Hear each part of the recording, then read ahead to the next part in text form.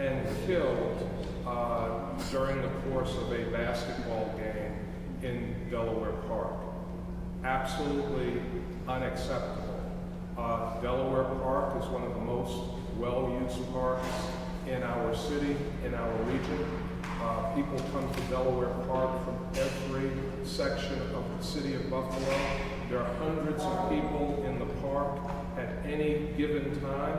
The basketball courts are just a few hundred feet away from the Buffalo Zoo, just a few hundred feet away from play equipment for small children that go to the park from every section of our city.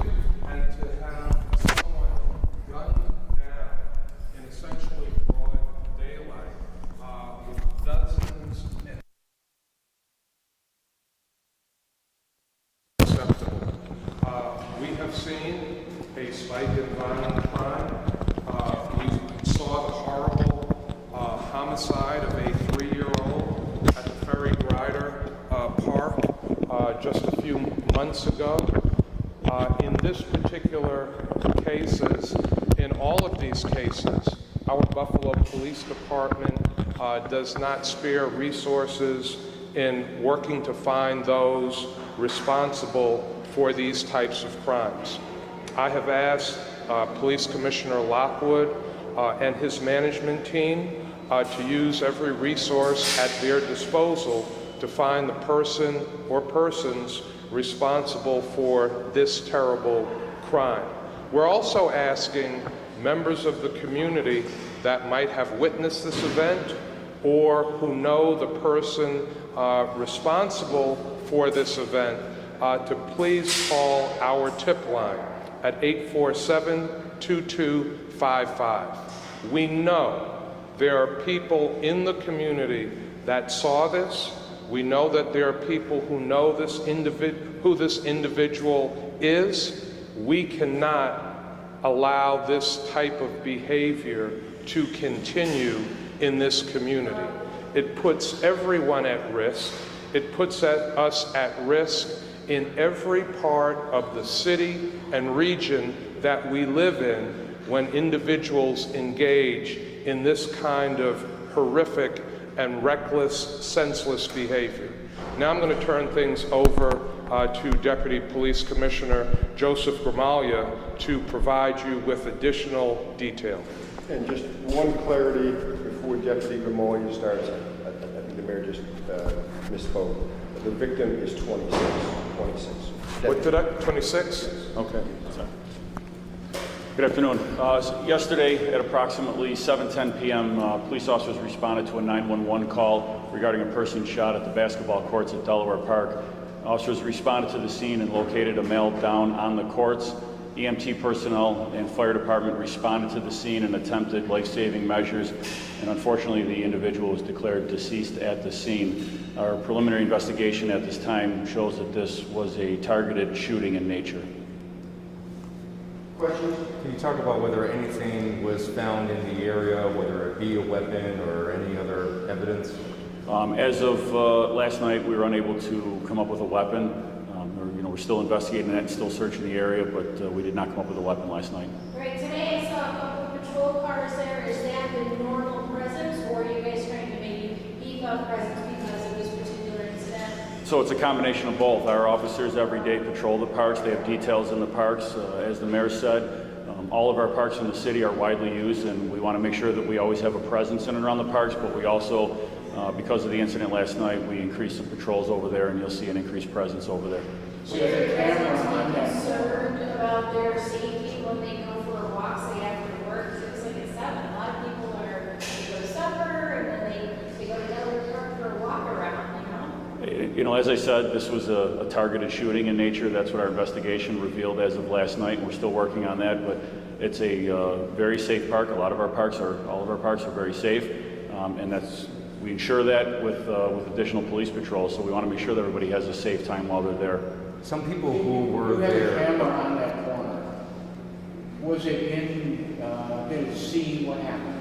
Our investigators are pulling a lot of video, and they're still pulling video today. It's a lot of work, so we'll see what comes of the video that they have pulled. Some people who were there or claimed that they were there say that there was some sort of argument that was happening at a basketball court right next to the one in which Mr. Northrup was shot. Can you confirm whether there was an argument that was directly related to this shooting? So the information that was provided to us yesterday is that there was some form of an argument or a fight the day before. We are looking into that. We've collected some social media video on that, so we are looking to see if that is related or not. So at this point, it still is preliminary. That is directly related to the shooting? That's, again, something that we're looking at. Like I said, our detectives have some video from that incident, and there's a lot of video to go through, so that does take some time. Has there been people who have come forward, or is there a lot of reservation among the witnesses? Because I heard the mayor say there were dozens of people. So there were a lot of people there, and we certainly know that there were people that witnessed this and that left the scene. And we continually ask for cooperation from witnesses.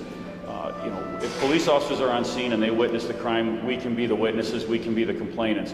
But if we're not on scene, we cannot be the witnesses to those. We need the community cooperation, and our department works very hard at building that trust with the community, doing a lot of events, things to build those bonds. So we need community participation. This is not acceptable. No homicide, no shooting is acceptable, and we need to work together so that we can solve these. Do you have a person of interest or people of interest who you'd like to speak to? At this point, I'm not going to comment on that. We still are working the investigation, so we're working some angles. We're making some progress, but again, it comes down to witness cooperation and to aid us in this investigation. Michael? Do you know how many people were there? I don't have a number, but it's, the basketball courts are always very crowded. How many of them cooperated? I'm not going to get into how many people have come forward, but we have had a few people that came forward and talked to our detectives last night. But as I said, if you were there and you saw it, or even if you weren't there and you're hearing something, please contact our homicide squad or the confidential tip line. We'll take any information at all. Did you say were any shell casings found at the scene there? And if so, what can you glean as to what type of weapon was used? I'm not going to get into that right now at this point. Anything else? Last month, I know that you guys made a big announcement regarding the Delaware force, which is related to that, talking about people wanting to take guns off the streets, going after crimes like this with a lot of resources. In the past couple months, how has that program gone? It's been working out very well. As of a couple of weeks ago, our gun arrests this year are up 57% compared to last year, and up around 28% compared to the 3-year average. Our police officers and detectives are taking a lot of guns off of the streets. There's been a lot of prosecutions that have gone directly to the U.S. Attorney's Office. There's been a lot of enforcement action at targeted people, at the people that we know are the trigger pullers. We're doing very precision, data-driven policing to make sure that we go after the right people. And we have seen a decline in our shootings, a pretty sizable decline from the prior month. So we know it's working. It's a kind of a two-leg race here. You got to have all the community participation, the community events. We have to be out there with community resources, provide those resources. This administration, this police department is very dedicated to that. You also have to have enforcement action. The police have to be the police. They have to go out and take those dangerous felons off the street, the trigger pullers, who are not going to take you up on the resources that are made available. And that's what we've been doing, so it's been very helpful. Did the shooter flee on foot or in a vehicle? We're still looking into that. That's part of the investigation we're looking at with the video. One final question, Michael. Under the state's recent changes in state criminal justice law, basically you had to give someone an appearance ticket. The feds don't have to cover New York state law. Do you know how many people arrested through Viper have been held? That's something that would have to be directed to the U.S. Attorney's Office. I don't have that exact number, so Is it your perception that a lot of them are being held by the feds?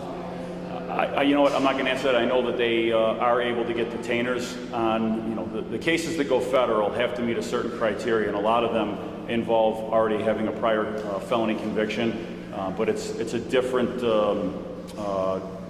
guideline they go by, so you'd have to get that from the U.S. Attorney's Office on who's held and who's not. Real good. Thanks, everybody. Thank you. Thank you.